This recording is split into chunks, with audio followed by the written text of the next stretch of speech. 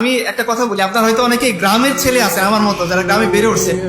গ্রামের বাজারে আপনারা দেখতেন একটা লোক কথা বলতেছে, আশেপাশে কিছু মানুষ দাঁড়ায় আছে, আপনাদের মনে পড়ে না? আচ্ছা, তো যে লোকটা সেখানে ঢোকার আগে বা ওই ক্রাউডিংস এর ভিতরে ঢোকার আগে চিন্তা করেছে না, আমি ওর থেকে কিছু কিনবো না, আমার দরকার নেই, আমি তো ঠিকই আছি, আমার 2-4টা বাচ্চা আছে, সব ঠিক আছে।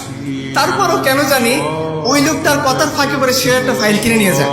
এরকমটা ছিল না একটা সময়ের মধ্যে? তা আমাদের একটা সময় ছিল যে আমাদের বাবাদের বা দাদাদের জেনারেশনের মধ্যে এরকম একটা জিনিস ছিল।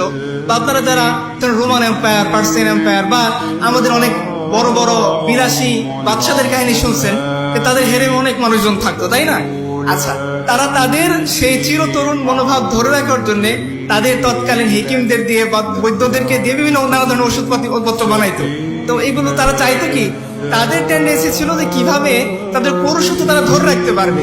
কিন্তু আফসোস, আমরা এমন একটা হাস্যকর সময় বসবাস করতেছি যখন আমাদের পুরুষরা রোকন থেকে হো চি মিন ইসলাম হওয়ার জন্য আন্দোলন করতেছে। আল্লাহ তাকে যে পুরুষালী গুণাবলী দিয়েছেন, যে পুরুষত্ব দিয়েছেন, আল্লাহ সুবহানাহু ওয়া তাআলা তার মধ্যে যে শৌর্য বীর্য দিয়েছেন, সেটাকে বাদ দিয়ে সে আনফরচুনেটলি সে নারীদের কাতারে ঢুকে নারীদের পোশাক পরার জন্য আন্দোলন শুরু করছে। এবং এবং এবং আফসোসের বিষয়, সেইটাকে মেইনস্ট্রিমিং করার জন্য বলতেছে ওইটা নাকি পুরুষত্বের পরিচয়। আর একদল তো বের হয়েছে যার আগাগুলো সব পুরুষ, কিন্তু সে বলতেছে আমি জেন্ডার নিয়ে কনফিউজড, জেন্ডার নিয়ে কনফিউশনে ভুগতেছে। তাহলে এরকম হাস্যকর সময়ের মধ্যে বাস করতেছে। আমি জানি না যে এই হাস্যকর সময় তাদের জন্য আর এক্সাম্পল কি হইতে পারে, যে আল্লাহ সুবহানাহু ওয়া তাআলা যে সৃষ্টির শুরু থেকে যেটাকে রাখছিলেন মানুষের জন্য গর্বের বিষয়। মানুষ ছেলে পেলে হইলে এখনো পর্যন্ত যারা পিতা আছে তারা গর্ব করেন যে না, আমার বংশের একটা বাতি হয়েছে। কিন্তু আফসোস, সেই বংশের বাতি তারা নিজেরাই সার্জারি করে হরমোন থেরাপি নিয়ে তারা সেই বংশের বাতি ধরে রাখতে চায় না। আচ্ছা, এবং আমি আমাদের বন্ধুরা অবশ্যই এখানে আছেন, তাদেরকে বলবো যে সমস্ত পুরুষরা আপনাদের মুখের উপরে সিগারেটে ফুঁক দিতে দিতে আপনাকে আই লাভ ইউ বলে, আমি আল্লাহর কসম করে বলতেছি এরা কোনদিন আপনার দায়িত্ব নিবে না। এরা আপনার কখনোই দায়িত্ব নিবে না। যদি দায়িত্ব নিত, এই মরদ 4টা বিয়ে করে 4টা মেয়ের দায়িত্ব নিত, সে আপনাকে নিয়ে পার্কের চিপায় চাপায় ঘুরতো না, কোনো রিসোর্ট খুঁজে বেড়াইতো না। সে দুর্গের একটা বাসা ভাড়া নিয়ে হইলেও আপনাকে ইসলামিক নিয়ম অনুসারে মুরব্বীদেরকে সাক্ষী রেখে, পিতামাতাকে সামনে রেখে আপনার দায়িত্ব নিত এবং আমৃত্যু আপনাকে দেখভাল করতো। এই ছেলে আপনারা রেস্টুরেন্টের একটা চিকেন ফ্রাইড রাইস বা একটু স্যুপ খেয়ে এদের ভাগে পড়েন না। এরা কিন্তু দিন শেষে আপনাকে, তারা মনে করবে কি, আমাকে বলতে দিন।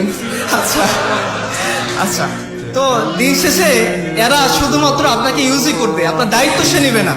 যদি দায়িত্ব নিত, এই মরদ যদি তার থাকতো, তাহলে সে যতদিন থেকে বালিগ হয়েছে এরপর থেকে সে ইনকাম শুরু করতো, টাকা পয়সা জড়ো করতো, পিতামাতার সামনে গিয়ে বলতো, নাও বাবা তোমার মেডিসিনের টাকা, নাও তোমার আম্মা তুমি চিকিৎসা করো, এখন আমাকে বিয়ে করাই দাও, আমি ইনশাল্লাহ একটা মেয়েকে নিয়ে ঢাকা শহরে একটা বাসা নিয়ে থাকতে পারবো। এরা সেটা পারবে না। এরা দিন শেষে বাবার হোটেলে বসে খাবে, আপনার মুখের উপর ধোয়া ছাড়বে এবং আপনাকে বিছানায় নিয়ে পরাজিত করে আপনাকে ছেড়ে দেবে। এই সমস্ত পুরুষদের কথায় আপনারা বিশ্বাস করবেন না।